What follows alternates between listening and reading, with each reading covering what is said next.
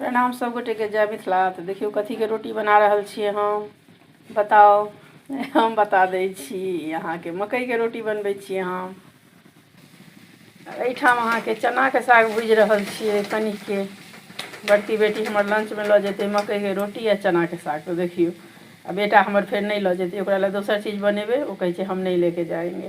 तो देख लियो एहने छै बच्चा सब हमर। ई देखियो एकरा हम हाथ से ठोकलिए मकई के रोटी, देखियो ठीक छै। मिथिलावासी देखियो हाथे से ठोकलिए एकरा हम मकई के रोटी के। देखियो बनबै छियै फटाफट, देखबै छी अहाँ सबके। एकरा उल्टेबै चम्मच लऽ कऽ, छोलनी लऽ कऽ, नहीं तऽ नहीं उल्टतै अहाँके। देखियो हाथे से उल्टाबै छियै, देखियो बुझलियै। मकई के रोटी और अहाँके चना के साग बस कनिके बनेलिए। सुबह सुबह लेट भऽ रहल छलै तऽ जल्दी जल्दी बना देलिए, फिर बाद में बनेबै ज़्यादा कऽ। तऽ किनका सबके नीक लगैए तऽ अबै जाओ।